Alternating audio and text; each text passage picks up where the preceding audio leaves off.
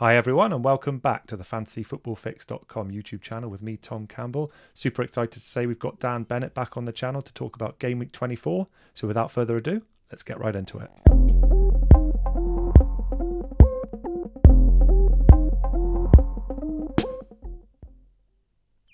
Welcome back to the channel, everyone, and welcome back to Dan.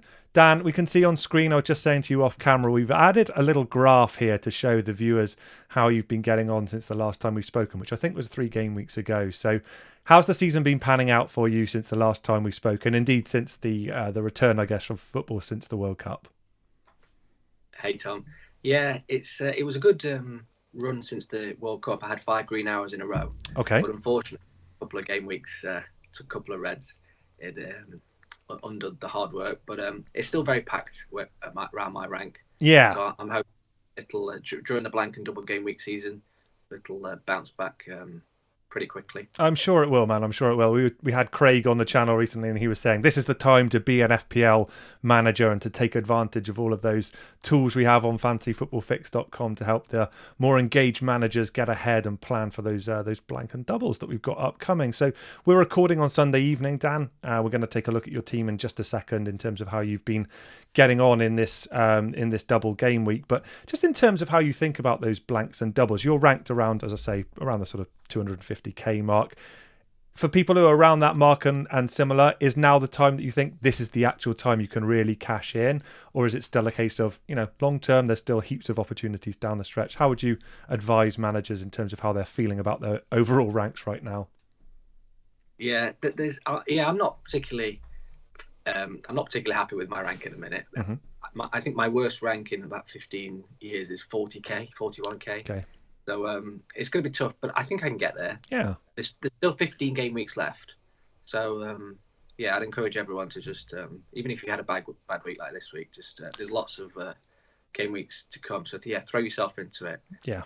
Use fantasyfootballfix.com and use all the tools there to help you plan the upcoming fixtures. Spot on, and I'm sure you're going to do that, Dan. Looking at your record there, I've got every confidence in you, mate. So, yeah, let's make sure that we all do that. We keep using the tools, and we keep believing that this is still going to turn around. You've mentioned, lots of game weeks still to come, and lots of doubles to come. We're actually going to look at game week 24 this week, and just as a little hint in terms of what we've got planned for this video, we're actually going to be talking about some budget defender options as well as people plan their game week squads. But before we get into that, let's take a little look down and see how you shaped up for game week 23 and how this double game week team has been panning out for you so far.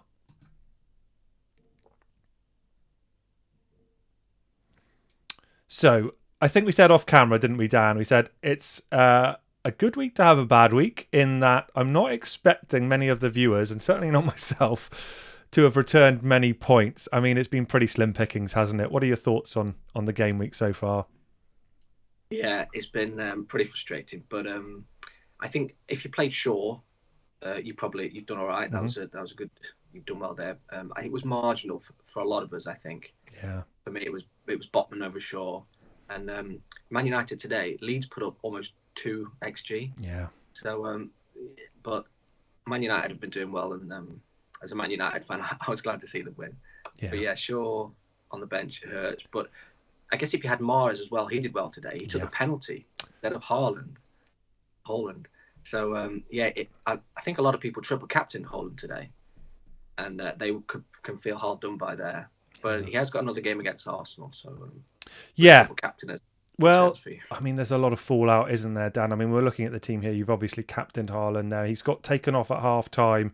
As far as we know right now, guys, that was precautionary, or he didn't look like he was in total comfort in that first half of the game against Aston Villa this evening. So hopefully nothing to worry about, Dan, and it's just precautionary, as I said before, that huge game against Arsenal, in midweek as the title challenge really hots up. And look, I feel your pain with Luke Shaw on the bench there. I mean, we were talking off air, weren't we, about the ownership stats there, and I think a lot of people made a similar decision. I mean, was it a close call for you, Dan, or was this just a no-brainer with how tight Newcastle have been and how limp Bournemouth have been in attack before their game again this weekend? I think in past seasons, I would have played Shaw. Mm-hmm. My instinct probably would have been not to double up, play it safe. Yeah. A lot of people own Shaw's highly owned, play Shaw. But yeah, I looked at the clean sheet odds and the predicted points on Fantasy Football Fix. Yeah. And yeah, they all recommended Botman. Yeah. So it's just one of those things. Ah. You run it 100 times and you come out on top, but not this one. No, I mean, you mentioned the XG there for the Leeds game. They can feel hard done by not to have notched against Man United. And conversely, you know, Bournemouth didn't create loads of chances from what I saw on Match of the Day. True. Against Newcastle as well. And it's small margins, fine margins, as Ole Gunnar Solskjaer used to say when he was in charge of you guys for those 3 joyous years. I'm sure you remember them fondly. Dan, we're going to get into how you're planning to be shaping up for Game Week 24 in just a moment here in a hot ticket. If I'm looking at that team, the question I guess I want to ask you straight off the bat is Mitrovic. I mean, I've seen on Twitter this week, great underlying stats, another impressive performance for Fulham. How's it being owning him? How are you feeling about this, and how are his prospects looking for you in the team, and what would you recommend to the viewers in relation to owning the Fulham forward? Yeah, I'm still encouraged, as you say, almost 1xG against Forest. And Andreas getting an assist. Yeah, I can't believe Andreas fallen to 4.4 billion, and he's got 70 points. But yeah, Mitrovic is annoying, but I think I might give him the next week. I think he's got Brighton in 24, who've been doing well, to be fair, and then Wolves in blank and double game week 25. Sure. So I'm tempted to keep him for then, and possibly then move him on to Tony, because Tony's been doing well, and Tony's got a double game week 27. So I'm tempted to keep the faith with Mitrovic for a few more weeks. I definitely want to talk to you about Ivan Toney. I mean, we've got him on the thumbnail for this video because he's been in red hot form, and you and I were talking prior to recording, Dan, about just how good Brentford have looked in terms of their overall form. They're actually top of the form charts for the entire Premier League over the last 6 fixtures. Without wanting to talk too much more about this game week, I think all the viewers will have pretty much, unless they own Mahrez, like you say, and Luke Shaw started or picked him off their bench. Wasn't a lot going on in this game week so far. Obviously, we've got that final fixture, but we're not in the business of looking back. We want to look forward. So let's take a look at how you're shaping up or intending to shape up for game week 24.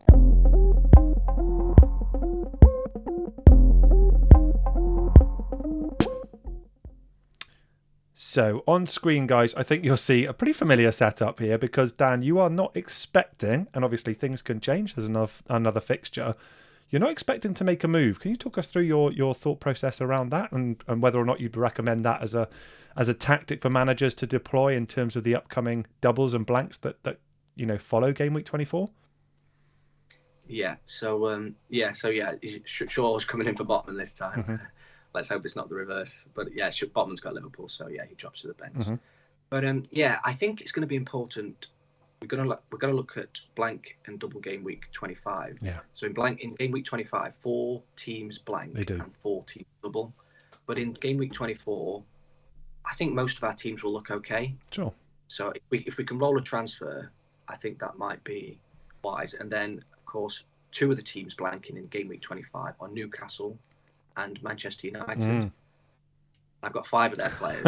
You're not alone, mate. You're not alone. Yeah, I'll probably be moving at least 2 of them on, probably 3 for a -4 hit. Mm-hmm. Okay.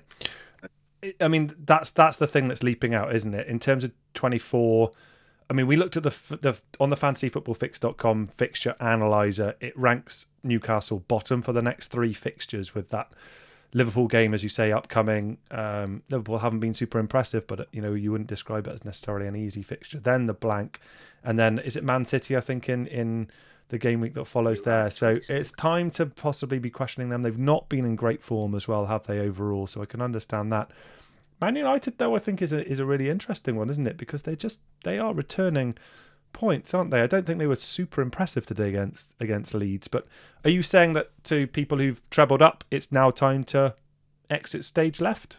And where would you be looking to move players on? Of the 3 that you've got, who I think will be super highly owned, what would your recommendations be? It's not going to be an easy decision, but I think this is where the planning comes in. So in game week, looking one further ahead, game week 28, Newcastle will definitely have a game. Yeah. But I think there's probably predicted 10 teams will blank. And I think Manchester United might be one of them. So if you look at that, then so Man United will have Leicester, then they'll have a blank, then they'll have Liverpool away, Southampton at home, and then maybe another blank. So it's tricky. So I'm tempted to move on Fernandes. I think I saw on the highlights today he had a one-on-one. Meslier saved it. Yeah. But we won't go into that. So I think Fernandes might be coming out, and I think I might get sucked into Liverpool. Okay. See, they've got Crystal Palace away and Wolves at home. Yeah, that's right. I'll probably go back to our old faithful Mo Salah. Well, it's interesting. The name does pop up from time to time, doesn't it? I mean, looking at the fixture analyzer, fixture difficulty in terms of attack difficulty, if I've extended that range from game week 24 through and including game week 28, and I know there's some unknowns as you just referred to, Fix has them second, right behind Arsenal. So I know people will be going back there. Will it be your old favourites then, Dan? It'll be the likes of excuse me, apologies if that's just updated a slide there. Let me just flick back a moment. Sorry about that, chaps. Will it be your old favourites in terms of Trent Alexander-Arnold and Luke Shaw and Mo Salah? Apologies. Yeah. I think it'll definitely be Salah. I just won't be able to resist. Was Arsenal also double? Yeah, so that's right. We could captain the likes of Saka in that week, or we could go back to Mo Salah. Yeah. But the Liverpool defence, I think I'll be avoiding just for their price. Yeah. I think I prefer the budget defenders. And you could also argue for Darwin, Núñez up top, but I think Jota, Firmino returning, so I think I'll go without Darwin. Jota, I think Jota's going to be a big one from a setup perspective there, and working off that, presumably off that left-hand side as well. So it will be interesting to see how that shakes out. I mean, I'm struggling to get on board with the enthusiasm behind Liverpool, having seen just how poorly they are playing. But I guess there's still the opportunity for them to turn around, like you say, with returning players like the likes of Virgil van Dijk and Roberto Firmino and Jota, like you say. So definitely one to watch. I do definitely understand that. I think the planning tool is really going to come into its own, isn't it, over the next few game weeks, though, definitely. And Katia, what do you think about this guy, Dan? I mean, we saw on Match of the Day, Jesus sitting on watching from the stands. It's not known if it's an imminent return there, but you still comfortable owning Nketiah as part of your Arsenal trio? Yeah, I am. I think he's putting up good numbers still. He's just not getting the output the last couple of weeks, but I'm confident, as we say, Arsenal got a double game week 25, sure, and I'm hoping Jesus won't be back before then. No, but, we can monitor that. Yeah, but Arsenal was a big question mark going into this week because they obviously had the double, so one of my moves was to move out Martinelli and bring in Saka. Right. So I was quite happy to get on Saka. Martinelli obviously got hooked again. Yeah. Just after City, and Trossard got the goal. So I think Martinelli's minutes are going to be a doubt going forward. Definitely. And rotten timing for owners, right? Who Martinelli will be super highly owned. Is your advice to, you said about ideally rolling a transfer going into game week 24, which I understand. But if you are a Martinelli owner, do you think you'd risk retaining him for the upcoming double in 25 and keep him through game week 24? What would your advice be there? That's a good question. I think I'd see how he goes against, obviously there's the second game in this game week, as you mentioned. See if he starts against Arsenal, see how Trossard does. Yeah. And then, you could keep him for game week 24 when they've got Villa. Yeah. But I'd probably move out ahead of game week 25. Yeah, fair enough. And I think a lot of managers will be in that position as well. And, first time this season that Arsenal have not won back-to-back in the Premier League. We are recording Sunday night, as I've mentioned, and they do have this huge game against Man City midweek. Let's say, for argument's sake, Dan, that they go on and lose that game in midweek. How are you feeling about them as a collective? Do you still think the value's there and it's nothing that we should be concerned about as FPL managers, and we continue to back that horse? Yeah, in terms of FPL, I think we still back them just because they just still present great value. Yeah. Losing to Man City, it'll certainly test their confidence. Sure. But I think Arteta's have them. They're focused, and I think they'll still be a big part of our season. Okay. Yeah, look, apologies for the previous slide, guys, as well, in terms of the fixture analyzer. I'm not sure how that rendered, but hopefully it's not disrupted your viewing experience too much. Did mention earlier that we were going to look at some defensive options. So Dan and I were talking in readiness to prepare for this video, and actually some of the thought processes that go on with these elite managers you can track over on the Elite 11 reveal over on fantasyfootballfix.com is way above my pay grade. But let's have a little look at some of the names that have leapt out. And I don't imagine that these are going to be ones that have been on too many people's radar. So let's take a little look.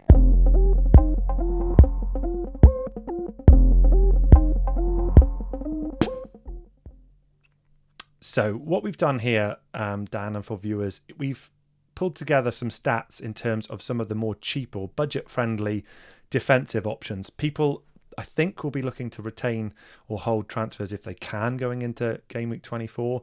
But even if you are in a position where you need to make someone or make a transfer in the defensive ranks, you're sort of recommending that this might be an opportunity to free up some value, right, Dan? And these are some of the options that you're talking about here. So who's leaping out from you from the cheaper defensive players?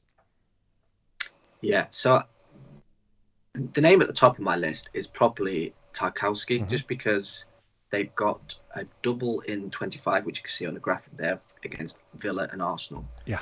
And they've also got a game in Game 28. I know it's against Chelsea, but they will have a game in blank Game Week 28 when most of our teams will be decimated by the blanks. Yeah. So, yeah, hopefully we just come in, Sean Dyche. Hopefully that's right. Everton can... hopefully they can improve defensively. A 15-pointer in his first game, right? Yeah. See whether or not that can continue. So fair play if you got on early. But so the other two, Chelsea and Villa defenders, again, it's the fixtures. Sure. They play in the blank game of 28. So I think Badia Shealy, I think he's doing really well. He's not registered for Chelsea's Champions League squad. Mm-hmm. So I expect him to start most of the Premier League games. So at 5 million, I think he could maybe even double up with Kepa. I've got Kepa in goal. Yeah.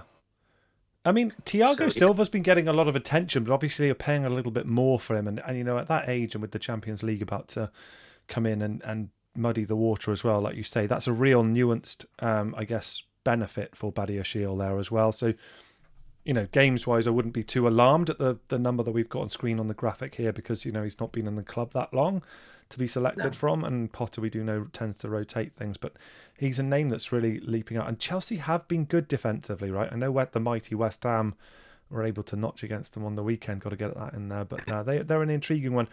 Mings, we were talking about, weren't we? Didn't make the squad today, but we don't think it's a serious one. Just talk to me about that Villa defence, though. Obviously, we've had the difficult game, very difficult game away at Man City, and resoundingly thrashed not thrashed, but conceded a lot of goals, didn't they, against Leicester the week before? Think there's anything in that? Do you think it's just they saw Leicester at a really difficult time? They've been very impressive recently. Man City away is always going to be a difficult game, and actually, you back Unai Emery? Yeah, I think so. Yeah, the last couple of games have been tough for them, but Leicester score goals, especially when Iheanacho plays.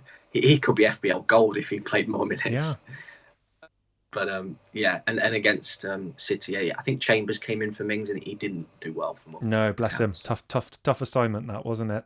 Yes, you're right. I mean, so at 4.3, it's the value. Yeah, and you were not alone in this as well. I think we had, I think it was Corey a couple of game weeks ago when I had Corey on the channel and recording, and Tyrone Mings was his recommended transfer from Lewis Dunk. So, the elite managers are converging on Tyrone Mings as their recommended player. How about that?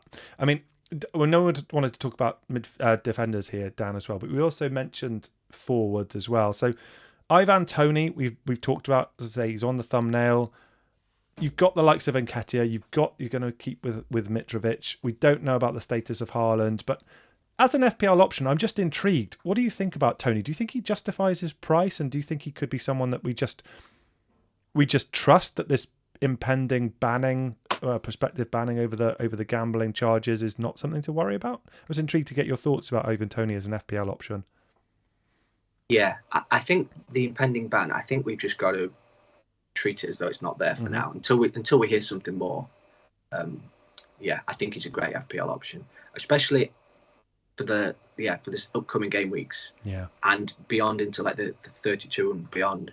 He's Brentford are going to be key because they're going to have a few doubles. Okay. And he can do well. The only slight doubt with Toney is he's on 8 yellow cards. Right. So he's 2 away from a 2-game ban. Mm-hmm. So that's one we're going to have to monitor. It's going to be another Diego Costa, this, isn't it? We're all going to avoid picking him up for these things that could go wrong, and he's just going to keep picking up points throughout, isn't he? It's a really interesting one. I'm very tempted, and I'm sure other managers will be as well. Okay, and look, we've mentioned Leicester in passing there. I've got to be honest, I'm fascinated because I didn't see this coming. A few short weeks or months ago, I thought they were a club in turmoil. But they're impressive, right? What are your thoughts about them as a collective? Anyone attracting you there in terms of prospective pickups? I haven't looked at Leicester much yet, to be honest. They've got some difficult games coming up. They've got Man U, then Arsenal, Southampton, and Chelsea. Yeah, but tough run. Yeah, hopefully later in the season they can come good for us. Okay, I know. The likes of James Justin and Castagna have done well for people in the past. Yeah, Harvey Barnes leapt out at me from watching the highlights yesterday. Being a player who I know he's fond of a shot, which we like as FPL managers as well. But the advice on Leicester is to hold fire based on those tough runner fixtures. Yeah, I'd hold fire for now. But yeah, you're right. Barnes and Maddison, of course, is the key to that team. He's a fantastic player. Yeah, I'm sure he'll come in. Indeed, and then they featured him on Match of the Day, and I think he's playing in that more free role, more centrally, and being able to exploit those and find spaces was really highlighted when I watched the action from the weekend's games, and they do tend to function a little bit more effectively. But you also mentioned Iheanacho there as well. Minutes concerned too much for you to think in terms of if you are chasing rank, which I'm not suggesting you are, Dan, but Iheanacho. Worth a punt, or do you think it's just it's too much of a risk with those minutes doubts? Yeah, you've got a point. I'm not usually a chasing manager. No, you're not. No. With my rank not being what I want it to be, maybe that'll change. But I think I'm gonna hold fire on Leicester for now. Okay. But I just wanted to touch on my potential chip strategy. Sure, let's talk about it. Yeah, I'll just bring back up. I'll bring up the first slide a sec. Dan, bear with me. And just as a reminder to folks, so you've already deployed your wild card way back in game week 8, and the triple captaincy. I guess that would have been on Erling Haaland more recently. Yeah, for the 8 points. Yeah. So Rashford owners did well. They did. Last week. They did. 20 points. So I think most people probably have a wild card left, free hit left, and bench boost left. If you don't have your wild card 2 and your free hit left, it's going to be tricky. But use the fixture planner, and hopefully you can make it through. Even if you have to have 8 or 9 players in a blank game week, I think that's fine. So I'm tempted by, with the announcement of these double 27, tempted by wild card 27, free hit in the blank game week 28, which is when I usually play the free hit in a blank game week. Yeah. And then you can bench boost 29, 34, 37 when we're going to have a big double game week. But that's dependent on getting double game week 29 news ahead of 27. I mean, there's a lot to think about, but got to, and think about it. The double game week 27, to remind folks. So we've got Southampton, I think, have double game week in 27. Not suggesting that we'd be necessarily too interested in them right now, because we don't actually know who's going to be managing them at the time of recording. Yeah, true. Brighton, Brentford, Palace, right? Yeah. So I think it's probably be Brighton and Brentford we target there. Sure. With Mitoma, people have got Mitoma, so Yeah. I'll probably hold him by blanks next 20 and 25. Yeah. And Brentford, Tony, as we've talked about. We have. Ben Mee in defence. Yeah. So, and like I said, they're top of the form list overall. I think it's 1 loss in 9 or 1 loss in 10, certainly. And over the last 6 games, they're ahead of all teams. So Brentford are an impressive unit collectively. They've got a couple of away games, haven't they, in that double with Everton and Southampton away in double game week 27 to think about. But just remind us then, Dan. So you're saying you're talking about a wild card in 27? Yeah. And then because 27 and 29 are teams you'll want to target are 27 and 29 have good fixtures, but in 28 they blank. Yeah. So then wildcard 27, free hit 28, and then potentially even bench boost 29 or one of the later double game weeks. Yeah. Nice. It's going to be interesting how we use the free hit and the wildcard around these doubles and blanks, but maybe we can talk about that. We'll get into it definitely further down the line, but it'll be interesting to, I guess, refer back to that that plan that you just outlined there when we get closer to that time, because I'm sure as ever information is king, and once we've got it we'll be able to react to that. But that's an interesting strategy, and for people who've got those chips in hand, then that might be something for them to, I guess, for them to think about. A word for the people who haven't then, Dan. Let's go into the realms of fantasy here. Say for people who've already used that second wild card, I know that's the case for a lot of people. What's your advice? Maybe not specifically for what to do in given game weeks, but is it a case of hold the 2 free transfers and then make more wholesale changes the week after? What do you tend to recommend to the viewers for people who don't have the chips in play that you do? Yeah, it's going to be tricky, but I think if you just look at the game weeks in blocks, the 3 or 4, even if one of your players blanks, don't go taking them out if they've got good fixtures after the blank. Sure. I think you just got to take it on the chin. If you've only got 8 or 9 players for a blank game week, the likes of Rashford, I mean, around the blanks, I'm tempted to take him out. But if you haven't got a wild card 2 left, I'd definitely hold the likes of Rashford. Yeah, he just seems to be playing every game as well, doesn't he? The likes of Bruno Fernandes and Marcus Rashford, even though with United in all of these competitions and playing every 3 to 4 days, Ten Hag doesn't seem to have too many options to give these guys a rest. So they just play every game, don't they? Yeah. The European matches coming up is going to be a factor as well. Yeah, we're going to have to keep an eye on that. Yeah, Champions League. Yeah, because they'll be playing Barcelona, won't they? 2-legged affair, tough game obviously, and a short turnaround to the league fixtures that will follow. So yeah, lots to consider for Man United owner. But certainly from a Newcastle perspective, your advice is to thank them for their time and move them on. I think Trippier. I think I'll definitely keep Trippier. Yeah. So highly owned, and I still think Newcastle will come good. They've only conceded the odd goal. Yeah. But obviously for FPL, 1 goal's enough to... It is, but even so, like having watched the highlights of the Bournemouth game, he still looked a great creative outlet down that right-hand side, still on a lot of set pieces, and just providing a lot of good opportunities. So definitely understand that. And outside of that, though, it's more of a case of their fixtures are just too tough over the next 3 game weeks and time to look elsewhere. I think so. Yeah. I think a lot of people might still have Almiron. Yeah. And he did well this weekend, scoring against Bournemouth. Mm-hmm. But yeah, I think you can move him on. Yeah. A parting gift from Miggy. Yeah. What a player he's been. Nice. Yeah. All right then, mate. That's been super helpful, Dan. Any other thoughts? So, I mean, we've still got this game week to finish. At the moment, you're saying you're looking to hold. You expect teams to be in a good, set up well for game week 24, and the advice is to hold fire if you can. Any final thoughts? Anyone close on the chopping block that you think actually it's not going to take a lot and I might be moving them on, or are you set fair on keeping that team the same? I'll just bring it up on screen one more time. So this is still showing the points, but are you thinking this personnel? Oh, that did remind me actually. You've got Bueno sitting there on the bench. He came on and looked good. He did when he came on against Southampton, and in that weird game down at St Mary's that's seen the end of Nathan Jones. God rest his soul. What do you think? I mean, because they've actually got a nice fixture in 24. Do you think there's any chance he could find his way into the starting team for you? You're right. I'm hoping he's going to get some minutes in the blank game week 25. Yeah. Well, he's the blank and double game week 25. He's got a double. So yeah, at any points from Bueno at 3.9 million would be helpful. Yeah. If you haven't got Bueno, you could go for the likes of Kilman as well. We talked about cheap defenders. Yeah. Kilman, I think he's like 4.2 at Wolves. Could do well. But I was actually tempted to. I considered the bench boost this week. Yeah. But it was Bueno not being first starter, maybe doubt it. But it wouldn't have been a bad bench boost. Not at all. You wouldn't have been bemoaning the Luke Shaw ownership at all. But that's interesting that you considered that as well, Dan. Yeah, fair enough. So yeah, Bueno, I guess if people have kept him, and I know some people will have lost a bit of faith with him, his minutes doubt, then he might be an option to actually consider starting in the upcoming game weeks.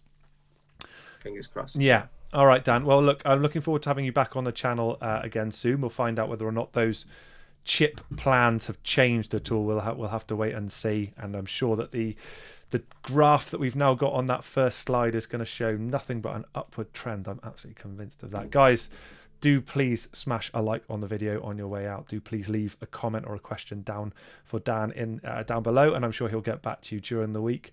Have a fantastic rest of game week 23, guys, and I look forward to talking to you all next week. Take care. Bye bye.